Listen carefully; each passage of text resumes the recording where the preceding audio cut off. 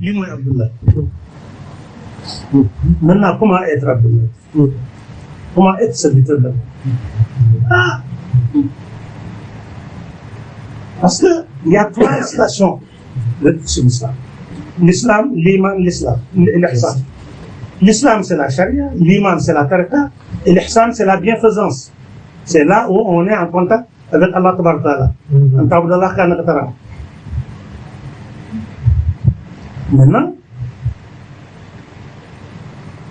le niveau de l'islam, c'est ça, ce qu'on appelle les ibadatu, c'est-à-dire les préceptes par lesquels on adore Dieu, tels que prière, c'est une ibada, jeûner, c'est une ibada, etc.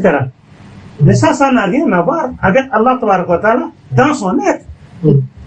C'est des ordres émanant d'Allah Tabaraka Ta'ala. Il y a le décret présidentiel et il y a le président en chair et en os. Ça fait 2.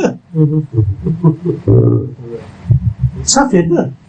On ne doit pas seulement se limiter à obéir, en tout cas, aux règlements et autres, mais on doit chercher quand même un contact, n'est-ce pas, avec, n'est-ce pas, les promoteurs, tels que le président de la République, le ministre, le directeur, etc. Ça fait 2 faits différents. Et puis, quand vous respectez le code de la vie, est-ce qu'il y a un cadeau? Parce que vous n'avez pas brûlé le feu, parce que vous n'êtes pas passé par... Il n'y a pas de cadeau. Mais vous êtes quand même dans le bien-être parce que vous ne serez pas pénalisés. Ceux qui se limitent seulement à la charia, ils n'ont pas de cadeau. C'est-à-dire que tout simplement, quand vous obéissez à Allah, votre au-delà sera ce qu'on appelle le paradis. C'est le prix. Mais Allah a ses élus. À ses élus, ceux à qui il avait accordé des faveurs ne peuvent pas être pareils à ceux, n'est-ce pas, qui ont travaillé pour avoir le gain. D'ailleurs, se limiter seulement à travailler pour avoir le gain, c'est une bonne chose, mais quand même, ceux qui ont la conception de la société, qui sont dans des salles climatisées, on leur sert du thé ou du café, n'est-ce pas, ils sont à l'abri du soleil, n'est-ce pas, dans d'excellentes conditions. Ce sont eux qui sont, n'est-ce pas, l'esprit de l'entreprise. Ils ne sont pas comme le manœuvre qui est en train de creuser là-bas. Pourtant, il se fatigue plus que celui qui est là. Mais celui-là, il est dans la conception. Il faut être ambitieux. Il faut toujours chercher à faire partie de la cour, en tout cas des grands. Qui est quoi? Ceux qui sont rapprochés d'Allah. Et de Nasrat al-Mustaqim. Place-nous, guide-nous sur la voie droite. Sirat al-lazina an'amta alayhim. La voie de ceux qui ont bénéficié de tes bienfaits. Tous ne sont pas arrivés là. Parce que le prophète l'a clarifié. Min an-nabiyyin, siddiqin, shuhada wa salihin. Comme les prophètes, les véridiques, n'est-ce pas, les martyrs et les purifiés. Il y a dans les livres de la Tijania, ce sont les Kubra de la Tijania qui ont raconté ces faits. Ils ont pris de Cheikh Ahmad Tidiane. Puisque quand Allah a créé les humains, il les a divisés en 10 sections. Il leur a montré le monde, le bas monde, il l'a embelli. Les 9 dixièmes ont plongé dans le monde. 1 dixième est resté, il n'a pas bougé. Ce 10e, il l'a encore divisé en 10 sections. Il leur a montré le paradis, qui est beaucoup de loin, de très loin, beaucoup plus, en tout cas, embelli que le bas monde. Et disons, des bienfaits incommensurables, inimaginables, que l'œil n'a jamais vu, que l'œil n'a... Les 9 dixièmes ont plongé dans le paradis. Il est resté 1 dixième. Il leur a montré l'enfer et il l'a rendu très dur. La partie la plus méchante de l'enfer, 9/10 se sont dispersés, ils ont fui. Il est resté une section qui n'a pas bougé. Il leur dit, mais vous, qu'est-ce qu'il vous faut? Qu'est-ce qu'il vous faut?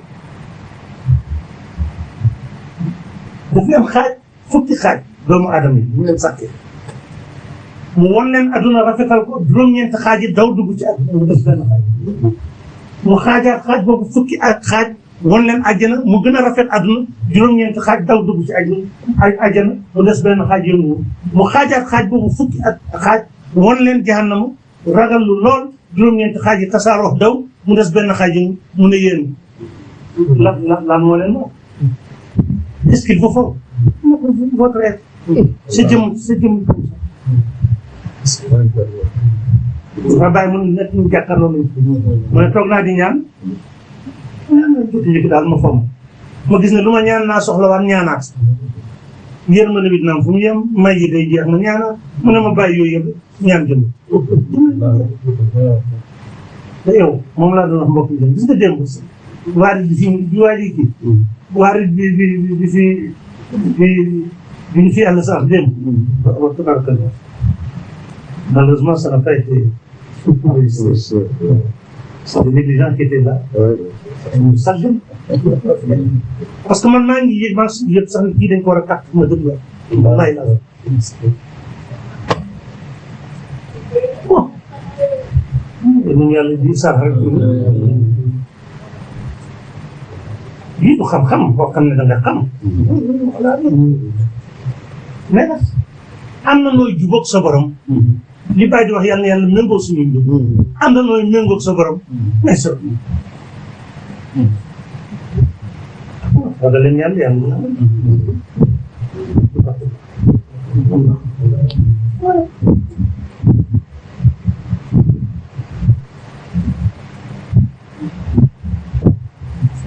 alors deuxième niveau bi parce que boo xoolee maqaamal islam bi yëpp cër yi ci féeti bi ñoo koy liggéey ñoo koy jëfee muy julli bi muy koor bi muy aj bi asaka bi dafa matériel yëpp lu bët mën a gis loxo la mais boo ñëwee ci iman ngëm bu nekk ci loxo la foi ne se trouve pas dans la main. La première station, tous les actes sont physiques. Mais la deuxième station maintenant c'est le cœur qui est interpellé. ngëm ci xol lay nekk c'est donc une chair qui est enfermée dans la tête. Alors là maintenant il faut activer le cœur moo tax fii zikr moo fa nekk Alquran ne ala bi zikrillahi tatma'innul qulub. N'est-ce pas que c'est le zikr qui affermit les cœurs? J'ai discuté tout à l'heure avec une grande personnalité religieuse, une personnalité du Coran, qui a fait beaucoup d'années en Arabie Saoudite et qui se plaignait de leur comportement. Bon, vraiment, par pudeur, je n'ai pas voulu lui dire la cause, parce que je ne sais pas est-ce que lui-même est présenté en ça. C'est un bon musulman, le Coran, mais il y a un domaine de l'islam, ça il faut quand même suivre les ayants droit, ceux qui ont été destinés, n'est-ce pas, à cette matière. Hein? Oui. Bon, comme j'ignore cela, mais j'allais lui dire tout simplement que s'ils sont comme ça, c'est parce qu'ils ne font pas de zikr. Il dit que ce qui les intéresse, c'est le matériel. Il a fait même de l'humour. Il dit s'ils pouvaient vendre la Kaaba, ils allaient vendre la Kaaba. Daf ko xaalis le moo taxoon sax Kadhafi, c'est une information que j'ai eue. Kadhafi avait proposé aux Iraniens, ils n'ont qu'à se cotiser, acheter la Kaaba, les lieux saints et Médina, pour que ce soit des lieux réservés seulement pour les musulmans, comme le Vatican. Le gouvernement ne gère pas le Vatican. Non, c'est la capitale du christianisme. Bon, Haramain Sharifain, bon. Mais l'islam est une religion trop pacifique, une religion trop juste, à tel enseigne, comme la Kaaba, n'est-ce pas, est sortie, est apparue sur leur terre, le professeur est né sur leur terre, donc on a ce privilège. Ça ne les appartient pas. mais c'est dans leur territoire. Il n'y a pas quelqu'un qui va venir gérer comment le Hajj va se faire. Ce sont eux qui le font. On appelle le roi le serviteur des deux lieux sacrés.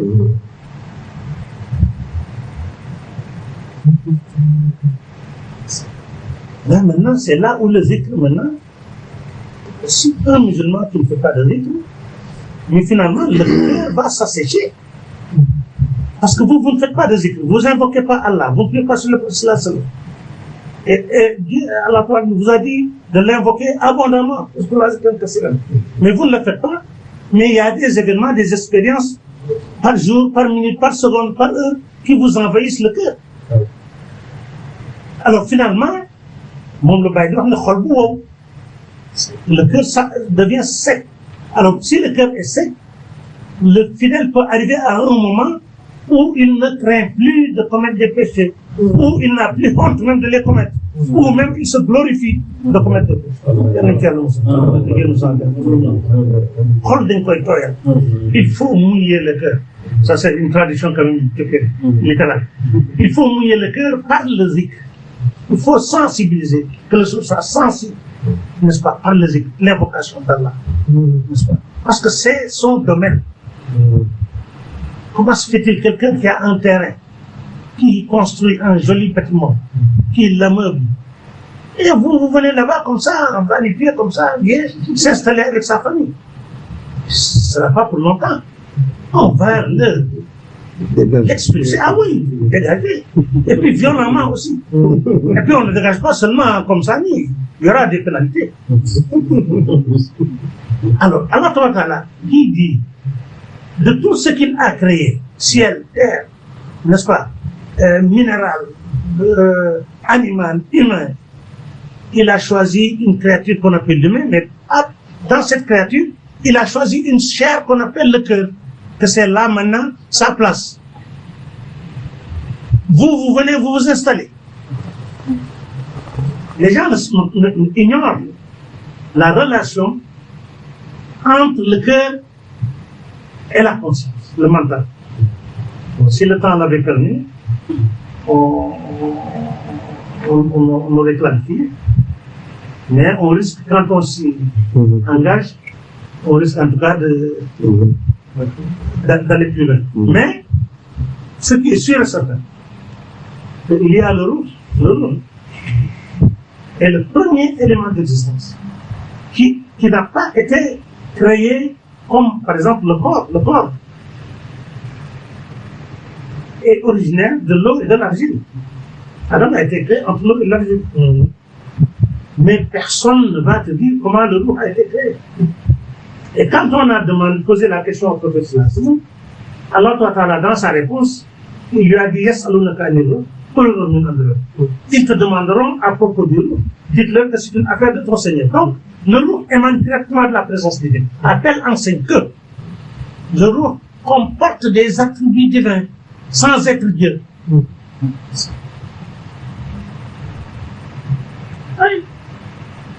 C'est pas parce que vous êtes bien habillé que vous êtes le chef. On peut vous donner des livres, mais ça, le peuple de la mer peut vous accueillir, il vous met dans d'excellentes conditions, mais ça ne fait pas de vous le propriétaire de la maison. C'est des dons, c'est des bienfaisances qu'on vous a accordées, tout simplement. Donc le roi est venu avec des attributs divins. C'est pourquoi les anges ont été créés à la dimension de l'eau. Voilà pourquoi l'ange ne peut pas pécher, parce qu'il n'a pas l'outil qui le fait pécher. Le péché, c'est quoi? C'est que Dieu a dit ceci, toi tu vas là-bas, tu fais cela, autre chose. Il t'interdit ça, tu vas faire ça. Il t'ordonne ça, tu tiens de le faire. Mais il y a un autre péché, Allah est ici, toi tu vas là-bas. Ça c'est un autre péché. Mais les gens ne s'en rendent pas compte, eux ce sont les péchés apparents qu'ils considèrent. Mieux encore, il y a un autre péché, qui est donc le péché, en tout cas, suprême, qui est de sentir que tu es. Comme l'avait dit le philosophe, je pense donc que je suis. Quand Allah dit au prophète, demande l'absolution de ton péché, et on sait que lui, il ne commet pas de péché, et même s'il le commettait, c'est pardonné, les péchés avant et après, mais quand même, on lui dit de demander le pardon de son péché. Ça, il faut visiter Cheikh Khayri. C'est à l'âge de 16 ou 17 ans qu'il a donné une réponse. Ah oui. Ah oui.